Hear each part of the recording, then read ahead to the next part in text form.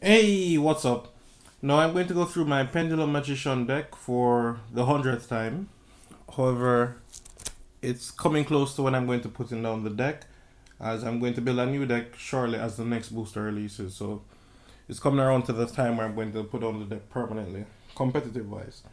No, I'm not going to explain what the cards do at this point. Everyone knows what they do. Everyone's playing the exact same deck as me, so I don't need to explain the card effects. So I'm just going to run through it real quick. Triple Harmonizing, 2 Fang, 2 Purple Poison, Triple Wisdom, 2 Oath, Xiangke, Dragonpit, Timegazer. That's all your magicians. Now for the turbo of the deck, you have Triple Chrono, Triple Darkwurm, 2 Gate Zeros, Triple Master Cerberus, and 2 Jackal Kings. That's for your speed engine of the deck. Apologize you couldn't see that. And this is just for you to turbo for obvious reasons. Just to make you electromite before you pendulum someone. Then for the only non-pendulum, we have Triple Apex Avian. The Avian is really good. And I wouldn't play hand traps over Avian at no point in time. I don't think I'd play hand traps in this deck overall. I think I'd prefer main decking my Call by the Graves before I main deck hand traps. And a lot of person might be like, why?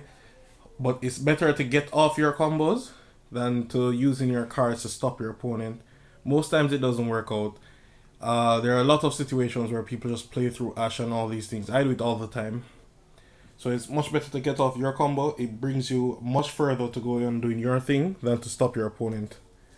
Then we have Triple Pendulum Call. Not saying stopping your opponent isn't important, but the deck has too much advantage when you go off. 2 Shrine and Foolish, and Triple Desires. For once, Desires has actually treated me well. Actually, twice throughout the entire tournament. It actually did me favors, won me 2 games. For once.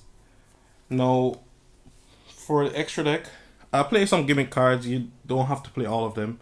But first up, we have Vortex, Dragster, Clearwing. I think I might put back in Ignisto just as a way to help me against Thunder Dragons because they've been summoning them in defense.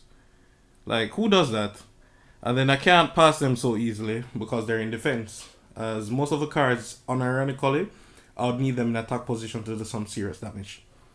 So yeah, I think I'm going to put back in Ignisto, but it's like almost every card in here is a staple. Then we have Knightmare, really good card. Duello, the reason why you play the deck. Steelswarm Roach, going first against Thunder Dragons. This card is great. One of the best cards you can absolutely play. Then we have Timestar, Antiluminescent Knight, Dank Rebellion, Nagato, Absolute, and that's it for your Exceeds. For your Link monsters, I play 1 Wee Apprentice Witch, Electromite, of course, Decode Talker, Megatron. A lot of persons going to throw a lot of hate, like, why is Decode Talker here? It's there for the Sky Striker matchup. As simple as you look on it, you can lose the Sky Striker matchup. I don't play 1-on-1 anymore, seeing that the one time I summoned it against a Sky Striker matchup was the one time I lost that duel. I still won the match, but as in, it was just irrelevant. And Thunder Dragons, the players are summoning the monsters in defense. So it's no use any at all. Thank God I didn't play it. But however, Decode Talker, what it provides for me is that it's an easy card that assists in OTKs and negates a lot of Sky Striker stuff. Now you're going to be like, oh, what am I going to do when they're engaged? So what if they engage? All of their cards that they search for with engaged targets. And Decode Talker can negate those. Now, Decode Talker, even though it points up, which is the only detriment to him, I really hate that this card points up. My opponent, if it's a Sky Striker matchup, which I'm going to summon it there, they can't summon to the zone it points to. Doesn't grant them any favors. They can't activate their cards. So Decode is really good. And it's not like they can link up in any barrel if they actually manage to Widow Anchor it. Because he's link 3. So they won't be able to. So that's it for Decode Talker. Now, there are other stuff I'd like to talk to you about.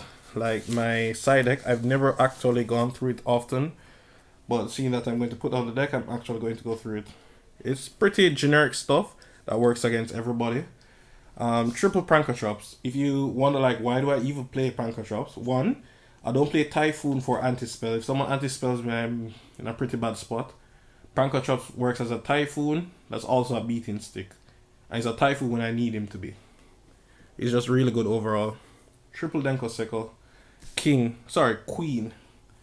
Cowboy wins games. I can't tell you the amount of time Cowboys won a match.